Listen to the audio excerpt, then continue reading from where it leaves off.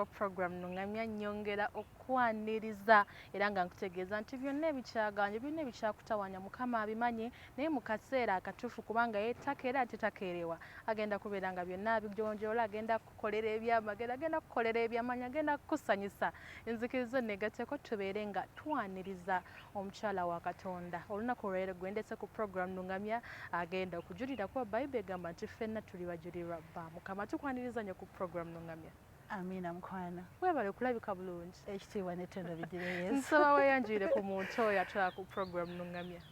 Mikwano gyaffe abatulaba erinnya lya Yesu lyebazibwe. Balamusizaako nnyo erinnya lya Mukama waffe Yesu Kristo omwana wa Katonda omulamu.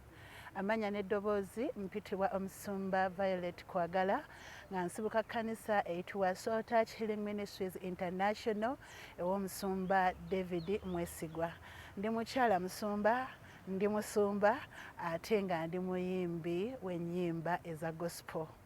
Mukama yeebazibwe. Amina. Awo wennyini ku kuyimba obuyimba bwa gospel tutandikira nisoko nnyimbiremu akayimba akasinga okunyumira nga sikako nga sikange akako tujja kayimba wali nga tumaliriza. Oli musumba tandekerera anungamya era ampanirira ne bwe mpita mu kiwonvu eky'okufa nze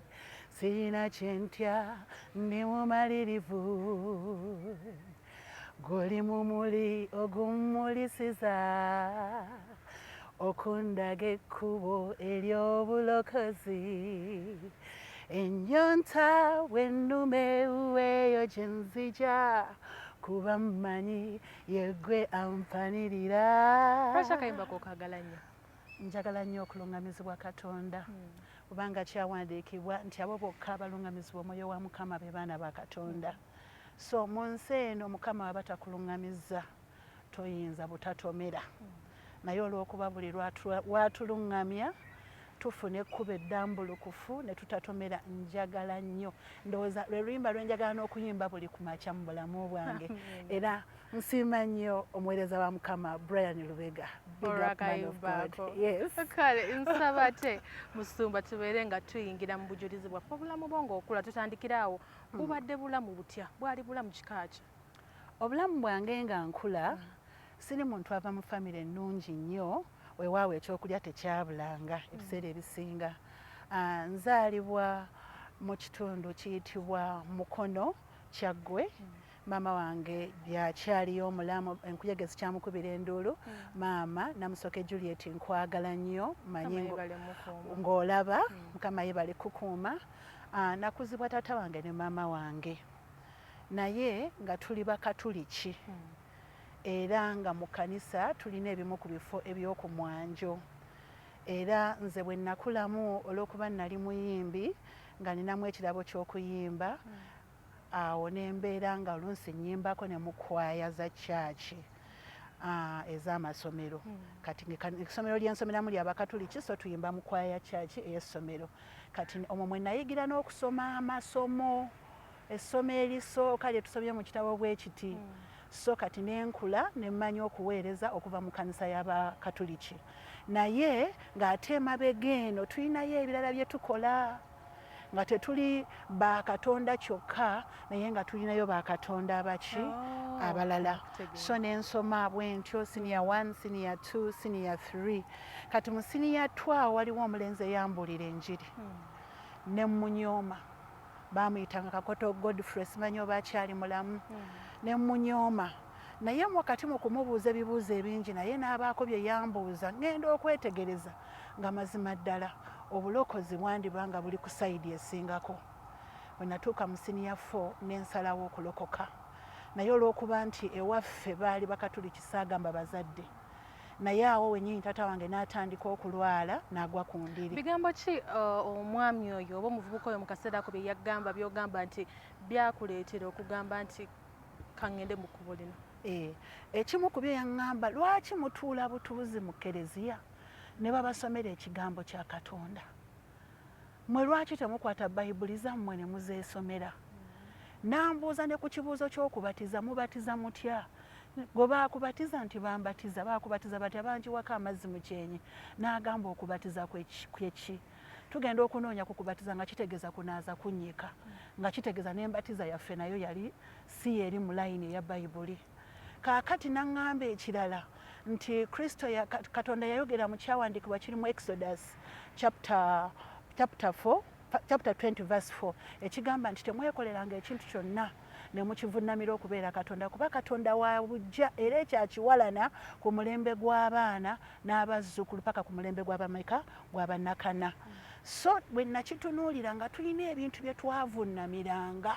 kuba nze nasomera ku kigo so okuvunnamira ebintu ebifaanawo ebyo ebitali katonda byali bingi ekintu ekyo kyantuulamu nnyo kati bwe nalokoka saasooka kugamba bazadde kuba nali mbatya naye bwe namaliriza senior 4 taata wange yali alwadde naye nga nkyayagala okweyongera okusoma nga tewali ssente so nensalawo okunoonya emirimu nenzija wa sisita wange yali abeera namuwonga eyo bambi omukyalo oyo nanfunira omulimu enakasera awo okulira ne All Saints nentandika okukola obwawusi gaalo nakola emyezi 3 olwo nawo olugero olulala okubonaabona kwali kungi okukulwala kwali kungi okuzimba ebigere kuba nazukkanga ssaawa 10 nenneebakanga ssaawa 8 nga ninga ali ebuwalabu naye nga ndi mu Uganda naye okwanga ongambye nti yes mwakulanga embeera teyali nnungi nnyo naye ekyokulya kyalingawo wali mwana muto ko wali wakamala senior 4 kiki ekyakuwaliriza nnyo n'ogamba nti kaŋŋende nange ntandika okukola emirimu egyo okubeera house girl ndabe nga nange nfunayoko okusente kati ekyandeetera okunoonya okukola ennyo maama wange yali housewife ekiseera ekyo twali tudipendinga taata waffe nga yakola twalinanga emmwanyi naye ekiseera ekyo ng'emmwanyi zitandise okufa nga ziweddewo and my goal was to study nali njagala okweyongerayo n'okusoma kwange kati nga ŋŋamba singa nfuna omulimu n'enkolayo omwaka gutya gumu nja kudda neeweere mu senior 5 ne 6 ngituule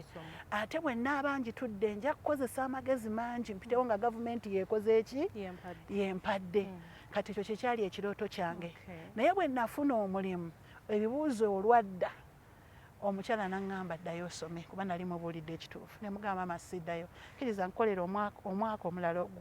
nyongeraayo emyezi gwera omwaka nsobole okufuna school fees ezeyongerayo naŋŋamba genda katonda ajja kukubira ekkubo ojja kusoma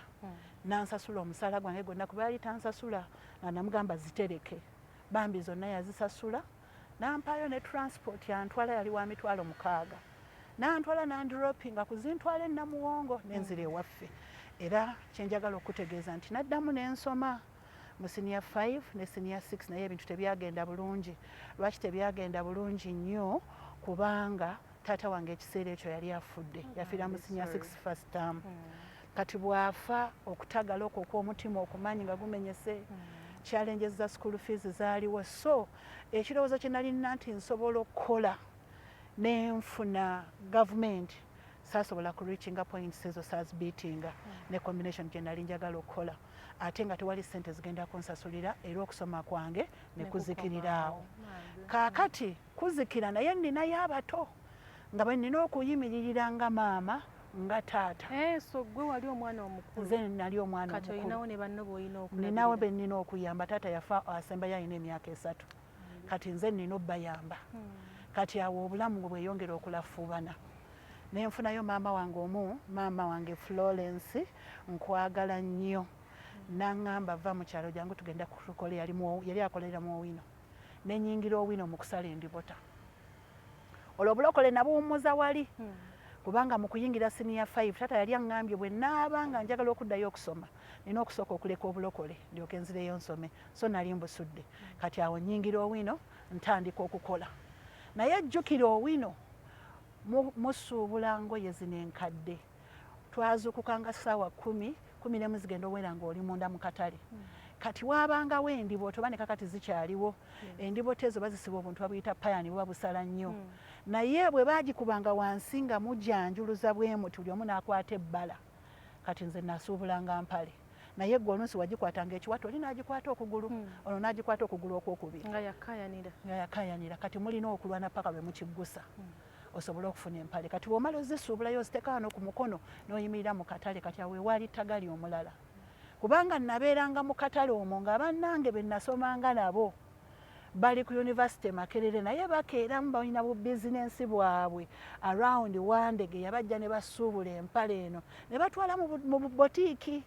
Kati wabanga okutta akapale bwoti onoonya bakasitoma nga gwe wasoma naye atuuse. Kaakati awo okukola we kwagaanira kubanga nga nina okwekweka baleme kundabako. Kati wagenda ng'okwekweka oli abaddewo okumala essaawa ennamba ogenda okuvayo nga bakasitoma bagenzi. Ebyo nabyo ne bikudibirira ogwo omulimu ne gugaana. Ne nnoonyaako okuddamu okukola obwawusigaalo. Abantu ne bannoonyezanga emirimu naye buli gye nagenda nga bakugamba tujja kuyita. Bwe watuukanga nga yakututa akugamba bagambye oli mulungi nnyo tosobola kukola waka. Ekyo ne nkivaako. Nategana n'emirimu egy'enjawulo nakolako mu video library Nakawawa omwami bamuyitanga Hassani. Awo wonna abagenda ku mobs nabo be nasomanga nabo nga bansangawo kati nga nzira mu kawunta nga neekweka. Nga mukama wange bizinensi neegaana neegoba n'omusala n'engulekayo nakolayo omwezi gumu ogwali ogwokubiri neegoba omusala n'engulekayo lw'abaana be nasomanga nabo kunsangawo ng'ate nina obulumi obw'okuddayo okusoma naye ne kigaana. So wakati mu lugendo njagala kwebaza Mukama nti wadde byonna byabaawo emirimu egyo gyonna nagikola naye Katonda yamala nanzijukira n'addamu nansindikira ekigambo kye nenziramu n'endokoka. Sirabira ennaku z'omwezi okusookera ddala nali nkyali gye nali mbeere wa mama wange ne wabaawo obutakkaanya ne neepangisiza. Awo wonna nkola mu library neepangisiza. Nenkolako ne musawuliyako oba ogijjukira nateekayo akafuriji nkamula obutunda nkola obusera. Eyo nayo nenkolayo nenfuna bakasitoma ng'olunaku nnyinza okunnyuka n'emitwalo nga 6, 7 ku 10. Naye ekyo kyabaawo okumala emyezi nga 3 ndoza ne bankwatamu ne biyiika ne furiji nagirekayo sawuliyako nenzire waka nentuula. Naye olunaku lumu twafiirwa maama waffe ne ngenda okuziika. Nensisinkanayo omwana omu omwannyinaze naye mwana wa maama wange omuto. Kati baatukyaliranga nga ffe tukyali bulungi tulina ku ssente nembalabiriranga njagala kwogera n'omuntu ali eyo atulaba. Buli muntu yenna gw'osisinkanye mu bulamu aba alina ensonga lwaki omusisinkanye. Kola bulungi buli muntu gw'osanze tomanyi alikuviiramu mukisa. So mu kiseera ekyo nalabiriranga nnyo omwana oyo baakyalanga nnyo ewaffe. Kati ate agenda okunsanga ndi mu mbeera mbi ye ng'ali bulungi. Nambuuza oli ludda wako nze neepangisiza. Nangamba tekisoboka kupangisa ku myaka gye egy'obuto. Jangu tubeere nange. Nze sibeerawo. Ennyumba yange nagizimba nagimala ngeri ku Salama Road awo Munyonyo. Nagamba jangu obeere wano nze nkola safaari sirina mukyala nze nzira lwalumu mu mwezi. Kumbe nzija n'omukisa ewaka. Bambi nga nsitula bintu byange ngambe kuba wa mulenzi. Nga ntandika kubeera awo. Kati walingawo mikwano gye egyakyalanga awaka. Ngambagamba nze ndi mulokole naye jjukira sirina kanisa wensabira. Kaakati omuwala omu naŋŋamba naye lwaki tetukutwalako mu kanisa yaffe gye tusabira. Munnange ensitula ennaku z'omwezi zaali 12 omwezi gwali gwa 2 omwaka gwali gwa 2008. Kaakati olunaku olwo bwe ŋŋenda ku kyaki nasanga musumba wange era kati ye mwami eyampasa mwami mwesigwa David ng'abuulira ekyandikibwa ekigamba nti mujje gye ndi mwenna abakooye n'abazitoowereddwa nange nja kubawa okuwummula. Olwo ekiseera ekyo twaliko okuyigganyizibwa mu famire kuba taata yali yafa ffe maama wange yazaala abaana bawala nze nsibuka mu polygamous family. Kati eriyo abalimu abalenzi naye nga bagamba tewali kyemu tulina kutwala nga n'ewaffe taata we yali yatuzimbira amaka nga baagalawo era baali bamaze okutta muganda wange yali amaze anzirako. Kati ekiseera ekyo nali so stressed naye bwe yagamba nti mujje gye ndi abakooye n'abazitoowereddwa kyensuubira saaviisi eyo yali yange nzekka. Kati kola olunaku lwennyini ne balanga okusiiba kwali kwa wiiki nnamba ne batugamba ennaku esembayo 3 tugenda ku Prayer Mountain. Ne ŋŋamba nja kusiiba naye nga mu bulamu bwange sisiibangako. So ne nnyingira okusiiba okwo. Okusiiba okwo Katonda mwe yakolera ekyamagero we nawandiikira oluyimba lwange olwasooka naye nga simanyi nti ndiyimbira Katonda nga simanyi nti ndiweereza Mukama. Okuva mu kusiiba okwo bw'ogamba nti Katonda we yakolera ekyamagero ki ekyo Katonda kye yakolera nga wakava mu kusiiba okwo ekyakulaga nti ddala Katonda ensonga eno agiwulidde era agibaddemu? Kati mu kusiiba okwo nasiibira nnaku eri gye nali nnina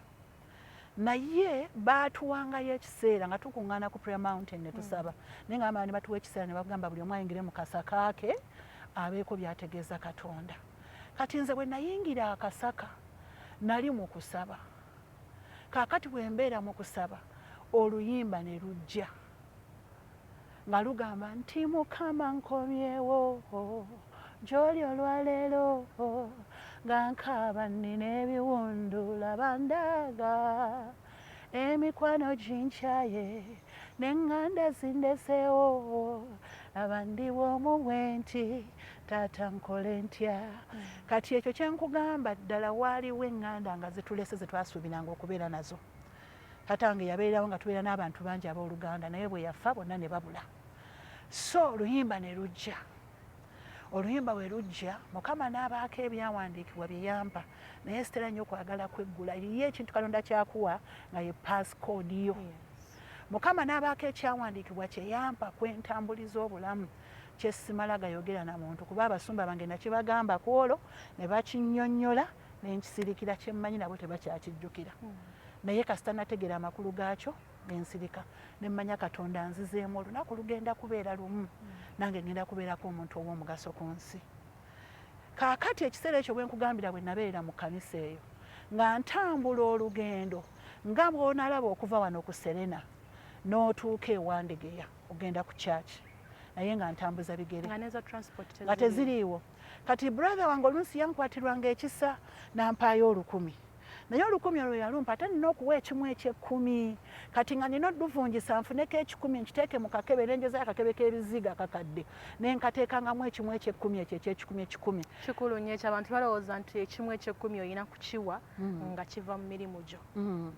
Kaakati Bayibuli egamba nti buli Mukama omukisa gw'anaakuwanga otolengako ekimu eky'ekkumi. Era nayogera n'agamba nti tolowoozanga nti gabadde maanyigo oba buyinza bwa mukono gwo nti we bukukoledde obugagga buno. So nakikkiriza nti byonna kyenfunye oba kitono kuliko ekya Mukama. Kati bwe lwaweranga 10,000 olwawamu nze nzikiriza teri muntu atalina kimu kya 10 kyakuwaayo ne ndukyusa ne ndutwala mu maaso ga Mukama naye nga nsabirako essaala etya nga ŋŋamba Mukama bw'oli nsitula ne wabeerawo olunaku nga nange nsobola okuwa ekimu eky'ekkumi eky'omutwalo ndiyimira ne nkwera obujulizi mu bantu kitegeeza nsaba emitwalo meka 10. Olaba obusibe obwali ku bulamu bwange nga that's how far wennengera wensobola okukoma naye nze ayogera naawe bangulirako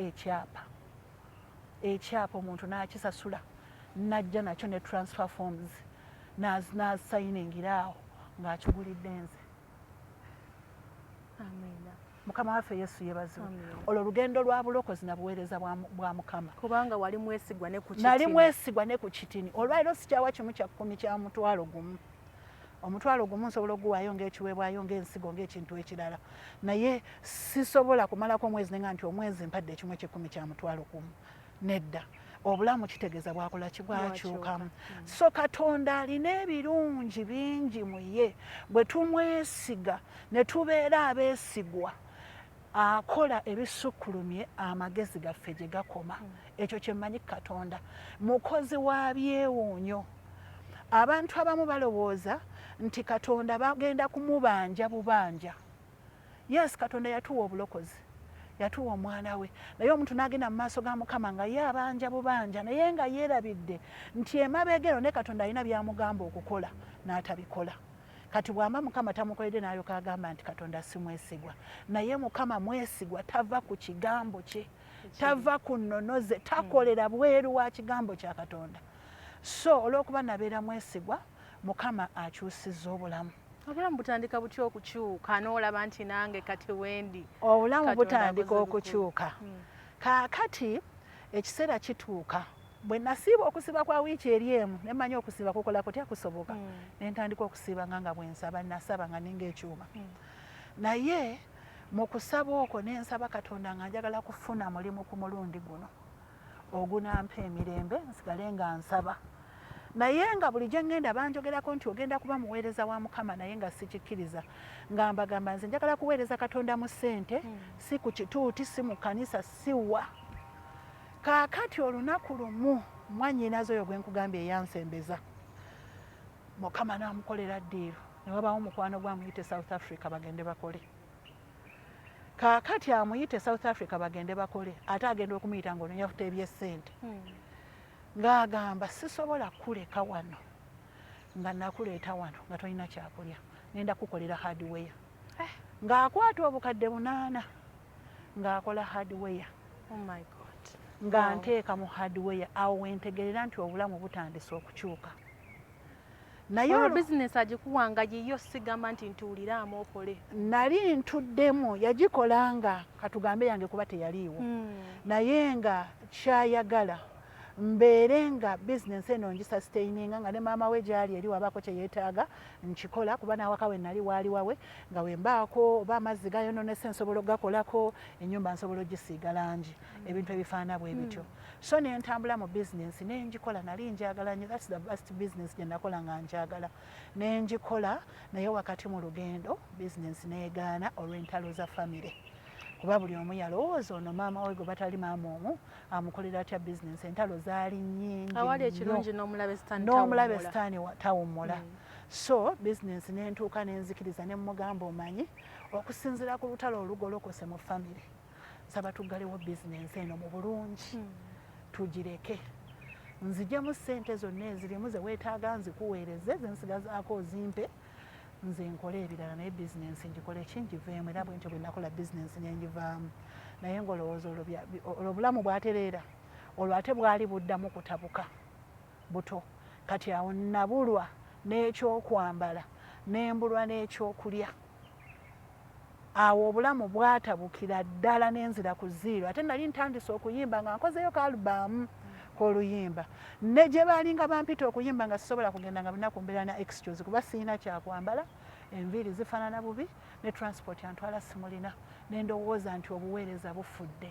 naye bayibuli egamba nti ndikivuunika ne nkivuunika okutuusa lwe kirituuka mu mikono gya nannyini kyo era bayibuli egamba nti waliwo essuubi ly'omuti nti we gutemebwa guliddawo ne guloka naye saasula ssuubi lyange mu Katonda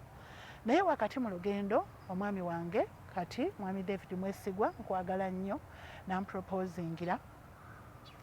netutandika okubeera ffenna njagala kubijabulajabula netutandika okubeera ffenna naye wakati mu lugendo njagala kutuusa ku bujulizi buli obw'ekyapa kuba njagala kuzzaamu omuntu oyo atulaba amaanyi ategere nti Katonda ajja omuntu ku ziiro n'abaako gy'amuteeka nga tuli wakati mu lugendo lw'obulamu n'omwami wange nga tetulina wakusula tupangisa naye nga nayo tupangisa tosobola kunnyonnyolawo muntu era nze saakyaza mikwano naakatandika okukyaza abantu ewange amaka gange nakagamalamu kati emyaka 3 naye naakatandika okukyaza abantu ewange nga sikyaza muntu waali waswaza ng'ate olwo tutandise okubeera abaweereza ba Mukama naye nga weenyinyaza kati ekiseera ekyo nga buli muntu ambuuza obeerawa teri ajja gwe nkugamba mbeera Gaba omulala mugamba mbeera Munyonyo kaakati bwe musisinkana buli omu ng'abuuza munne nga mubeera nga mubeera confused okutuusa lwe nafuna amaka w'embeera awange kati njogera ofunawo otya kaakati okufunawo tuzze nga tuweereza mu kuweereza Mukama Katonda mu sizoni eri we nakolera aka hardware mu sizoni eyo Mukama yambuleesingayo omukisa kati mu kumbuleesinga nembaako akantu ke nafuna akapoloti nga katini kati akapoloti akakatini mu biseera ebyo ne tugatta n'omwami oyo ne tugulayo akapoloti katini nga bwe nkugamba naye ekiseera ekyo bwe twatuuka mu kugula ettaka ly'ekkanisa we tuli kati olwayo tulina ekkanisa erina ettaka lyayo naye bwe twatuuka okugula ettaka ly'ekkanisa twali twakatandika okuseevinga ng'ekkanisa nti tugula ettaka eyali nannyini ttaka yali abeera London naye nga twasaba Katonda ne tumugamba Mukama omusajja oyo ava e London kuba twamunoonya n'atubula atubuulira asobola okutuguza awantu wano kuba Mukama yali atugambye nti mugenda ggulawo naye omusajja yatubula tuba tuli awo ng'atuuse nga kwaka tulinako $3,10,000 n'atugamba mwategedde nze nzize wano ekkanisa eno ngenda gimenyawo njagala kuzimbawo wano lodge kati njagala kuwa obujulizi buno kansooke mbuwe ku lw'abasumba bwe tunagenda mu maka njagala kuteeka wano lodge we tukuŋŋaanira we tusabira kumenyawo kkanisa mbawadde omwaka ogwo mwetegeke gye mulaga era yalinga compound n'asitulawo amayumba kati bw'asitulawo amayumba musumba wange naggwamu amaanyi naye yali yawandiika olunaku Mukama lwe yamugamba nze namulaba twali mu kusaba Mukama n'ayogera naye n'ava mu ssaala n'agenda mu ofiisi n'awandiika mu notebook ye kati bw'awandiika bwadda ne mmanya alina Mukama kyayogedde naye nze nenzira mu notebook omukazi omugezi n'ennoonya kye yawandiika n'enkiraba n'enkisirikira kati ku olwo lwe baatugamba nti bagenda kumenyawo ekkanisa bateekewo loogi n'ebbaala yava ewaka n'ajja ku kituuti n'atuula awo ne yeebaka n'aggwamu amaanyi bwe namusisinkana ne mubuuza kiki n'aŋŋamba mpeddemu amaanyi Mukama laba ekkanisa yo weeyimiridde bagenda kuteekawo loogi n'ebbaala ne mugamba tekigenda kusoboka Katonda yayogera ojjukira ennaku z'omwezi bweziti Mukama kye yakugamba tugenda kugula awantu wano n'addamu amaanyi ne tukwatagana emikono ne tusaba omusajja n'asitula ebizimbe n'atandika okubizimba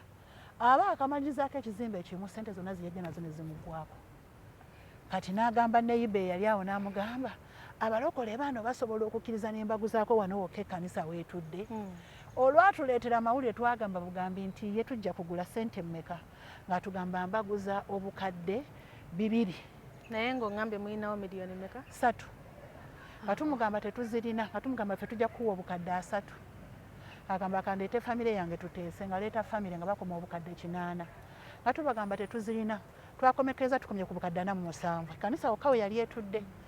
kati n'atugamba kati njagala musasuleko half of the money tugende mu maaso ne contract kuba njagala kumaliza bizimbe byange musumba Mukama n'amuwa amagezi n'amugamba wano olwaliwo tunawo miliyoni 3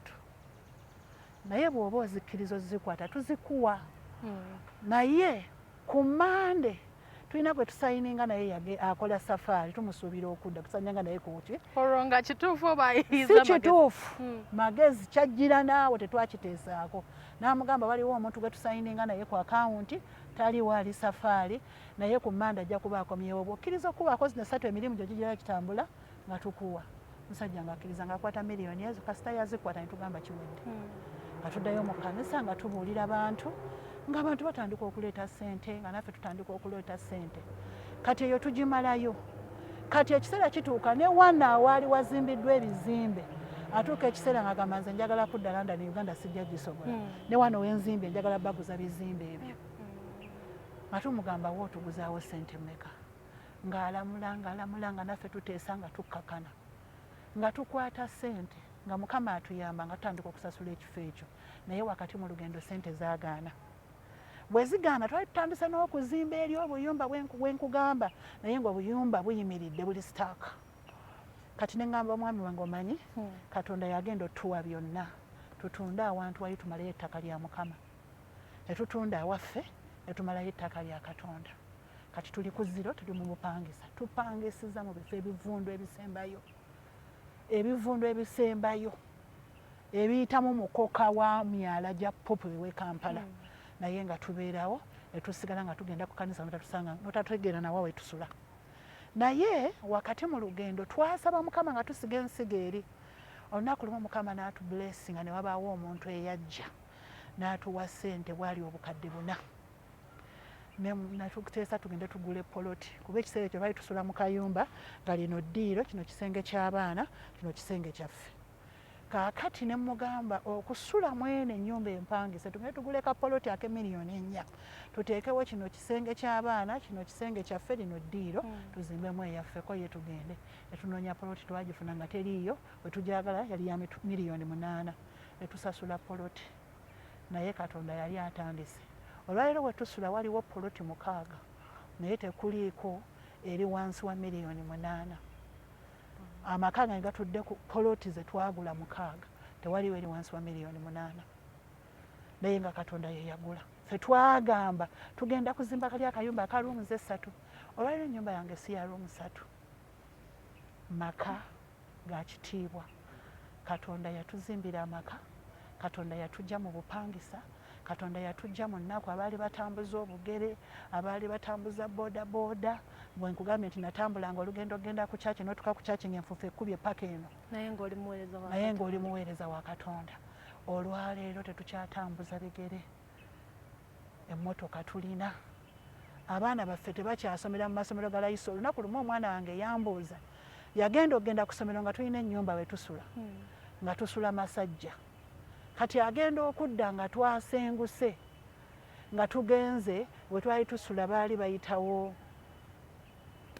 neerabiddewo sayidi z'ebuziga nga waliwo akakaawo kalinga akatoogo mwe tusula kati bwe naasirika nambuuza mami twasenguse nti eriwe tewabadde waffe nti aa kati agenda okuddayo ku ssomero agenda okudda oluvannyuma lw'etamuzi nga 3 nga tukyuse tuvuddewo wali we twali nga tuzze ekawuku era sayidi z'ebbonga eyo koola omwana yambuuza mami ewaffe awatuufu yewa ng'ali mu pifo nanga mami njagala ombulire waffe awatuufu yewa lutikya twamugamba tubeera masajja kati netugamba nti tubeera buziga katuuso bayitangayo katuuso buziga katukyusiza era ngenda kuddayo mbagambe nti ayirivu ati kawuku nangamba no sigenda kuddayo kukikyusa kusomero kigenda kusigalayo nti mbeera buziga mwe mulimanya be bali banoonya ne batabalaba nafa nakaaba kati eyo holire ne mbagamba fena tugenda kwegatta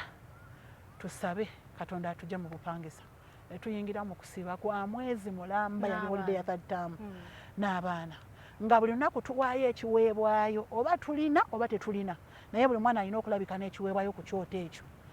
ne tusonda emitwalo nzijjukira gyali emitwalo 38 mu mwezi ogwo ne tuzitwala ew'omusumba waffe ne tuwa ekimu eky'ekkumi ne tusaba katonda okutuzimbira ennyumba tewaayita myezi giwera 3 twatandika okuzimba ennyumba nga tulina $1,000,700 naye teyayimirirako paka kukomerera ate tugitandika ddi mu covid owokubiri amakanisa gaggaddewo muli waka naye we twatandikira okuzimba ennyumba ne $1,000,700 ne tugimaliriza nga teyimiridde. So njagala kugamba omuntu ali eyatulaba olwaleero gwe yasenga katonda naye ng'okyabuusabuusa amaanyi ge munywerereko tebasimba bijanjalo ne babikungula ku lunaku lwe babisimbye waliwo ekiseera ekyokuteekateeka ebijanjalo ebyo okubifukirira okubikoola okubirindirira bikule okutuusa lw'olibikungula gwasaba katonda ng'olina kyokkiririza katonda okukukolera mukwano tova mu ssaala tova mu kifo kyakusaba kubanga ekifo ekyokusaba bintu byonna we bizaalirwa ffe tulina eŋŋombe yaffe ku kanisa nti obulamu obw'omwoyo bwe buzaala obw'omubiri olwaliro kyondaba ku nkungulu kizaalibwa lwa secret place mwembeera ne mukama bw'owulira nga mpeereza bulungi bw'owulira nga nyimbye bulungi si ddoboozi bw'owulira nga nyimbye oluyimba ne lukwatako si ddoboozi but there is a secret place where this power comes from bw'otagivaamu nkugambye nayimba kuva myaka gyadda naye olw'okuba mbadde n'obuweereza obw'okuyimba mbadde n'obuweereza obw'omusumba mbadde n'obuweereza obw'amaama n'okuzaala nali sizaala naye wenjogerera nina abaana 3 katonda yansumulula mu butazaala naye nasiga nagula akagoye kaali kateeteeyi ka mwana muwala nenzikiriza katonda nti nja kuzaala omwana muwala nali njagala nnyo omwana omuwala nenkateeka mu kisenge kyange waggulu nenkawa omwami wange ne mugamba saba njagala mwana ki muwala kati nenkawanika waggulu nga buli lunaku nzijukiza mukama njagala omwana muwala naye ekiseera kyatuuka ne kakwata n'enfuufu nga mukama tampadde mwana nenkasiga omuwala yajja ku kyaki ng'ali lubuto naye ng'omusajja yamusuulawo nga talina yadde ekintu naye ng'agenda kuzaala nenkuŋŋaanya nali nga nkuŋŋaanya ebintu by'okusiga ku kyalo nembifulumya nembitwala mu byalo nenzigyamu obugoye bwonna obw'abaana ne kali nenkawanulayo nenkawa omuwala saddayo kumulaba naye nakasiga naye oluvannyuma nga bayise emyezi nga 6 nemmanya olubuto lwange olusooka nze mmanya nti ndi lubuto ku nnaku ezo bamanyi nti ndi lubuto nga ennaku 2 nengamba omwami wange nti ndi lubuto nangamba olimba nemugamba tulindemu nga maze ebbanga ki nga omwana taliiwo atumaze ebbanga lya myaka ndowooza gyali 3 ku 4 nga tuli naye nga njagala omwana kaakati nali nga njagala abaana okuva obuto bwange era nze nali manyi nja kuzaalirawo ndowooza ku myezi 2 nja kufunirawo olubuto naye tekyasoboka so kaakati mukama annyamba nfuna olubuto nga tutandika okukayana omwami nga ngamba ogenda kuzaala mwana mulenzi nga mugamba ngenda zaala muwala gw'ogenda zaala mulenzi ngenda zaala muwala ogenda zaala mulenzi nemugamba tulinde yerabidde sala gye yasaba nti naye yagisabirako ekiseera kyatuka okuzaala nga nzadde omwana muwala ne mujjukiza wasaba ki gwe wasaba omwerabidde yakugamba ki kyemusaba kyabawa wasaba omwana muwala kate teyokerabidde ke twasiga naye tekyakomaawo mukama teyankuba mwana omu mukama anyongedde owokubiri anyongedde owokusatu ate kati siina abo bokka nina abaana bangi katonda ampadde abaana ab'omubiri katonda ampadde abaana ab'omwoyo era njagala olwaleero okusanyuka n'okwebaza abaana bonna abaana bange bonna ab'omubiri n'ab'omwoyo abansaamu ekitiibwa abanjagala nange mbaagala nnyo mukama katonda abampere nnyo omukisa mwebale kuwagira buweereza bwange mwebale kwagala kanisa yaffe mwebale kwagala musumba waffe mukama abawe nnyo omukisa amiina oneko olwaliro obujulizi bwa leero ate nange bonsanyusiza nebu bakuyita kuwuniikirira ne weewuunya nti katonda waliwo oluusi by'owulira nti akoze ng'omanyi akola naye ne kikusukako n'ogamba naye ddala mu butuufu katonda naawe abadde mu mbeera eyo ng'obuusabuusa olaba osabye osize kuba musumba agambye nti ye yalina akateeteeyi yasaba n'asiga naye ebbanga ne liyita omwana taliwo naye katonda yamala n'ayanukula kubanga agamba nti bwe munaasaba munaaweebwa nga bwe munaakonkona n'abaggulirangawo mubaka obusembayo omuntu oyo ali ku program Lungamya nsaba obeereko obugambo obusembayo bw'omugamba ne music wo tumusanze tutya mukama waffe yesu yeebazibwe omulungi ali eyatulaba entanda gye nkusibirira weesige mukama gwe yalokoka noonya ensonga lwaki katonda yakulokola ogiyimiriremu nina ekyawandiikibwa kyenjagala okusibirira abali wano abawuliriza kiri mu yokaana essula ya 17 olunyiri lwakuna mbadde nkitambuliramu wiiki eno bayibuli egamba nti yesu n'atuuka ekiseera n'agamba kitaawe nti gulumiza omwana wo kubanga yakugulumizizza n'amugamba mu lunyiri olwokuna nti nkugulumizizza kubanga omulimu gwe wantuma okukola ngukoze abali eyo ng'olindirira katonda okukola by'oyagala mu bulamu bwo naawe golokoka okole katonda kye yakuyitira okukola mu nsi abaana bange ab'omwoyo mbaagala nnyo Soul Touch Healing Ministries International abakadde b'ekkanisa abaweereza mwenna bamembers mwenna mbaagala nnyo mwebale kutwagala ng'abasumba bammwe ate njagala nnyo okusiima abantu bonna sijja bayita abafanyizi oba abafanyizi oba nkiranga ekintu oba ekiva abantu mwenna abaagala obuweereza bwange abaweebwa omukisa nga mpeereza katonda abanjagalire katonda abansumululire katonda abampera omukisa bablessing obuweereza bwange abansabira obutakoowa ninayo abantu nejjo eriyo yaŋŋambye mami sisobola kwebaka nga sikusabidde bambi I don't take that for granted. It's a big thing you're doing for my life. God bless you. My husband, my sweet husband, Mami David Mwesigwa, weebale kunjagala, weebale kuwagira buweereza bwange, weebale kwagala baana baffe, Mukama ayongere okukumpera omukisa. Abaana bange mwenna sitera kwagala kumenya mannya g'abaana kubanga bennayonsa ne besaayonsa bonna mbayita baana bange. N'olwekyo abaana bange mwenna nyongera okubagamba nti mbaagala nnyo abaddayo ku masomero mbaagaliza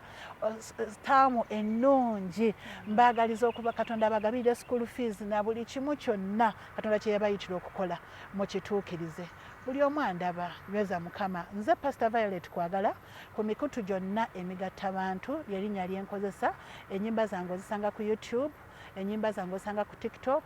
gyendi ku Spotify gyendi ku Apple Music ne waliwo ne app bagiyita Mudundo enyimba zange osobola ozi downloading okuva eyo nebaza nnyo mukama olwekyo Soul Touch Healing Ministries ye kanisa yange esangibwa awo Bunga Gaba. Amiina tubadde ne Pastor kwagala Violet era ng'odako olwaliro yatuwadde obujulizi obulungi ennyo okukamala kale w'okola ebya mukama ne mukama akola ebyo byojjukira waliwo atugambidde nti ye baawaayo okuzimba kwegamba okugula ettaka ly'ekkanisa ne bagamba kati katukole ekya mukama naye laba ne mukama ate waakola ebyo ebintu batandika okuzimba ennyumba yaabwe laba tewaayita na bbanga era tebaatandika nga tebalinaako yadde n'ekikumi katonda nabo n'abakolera naye katonda agenda kukolera kubanga oli mwesigwa nzikiriza essaawa eno yegini mbeere nga nkongerayo ne program Lungamya tovaawo tukyagendera ddala mu maaso.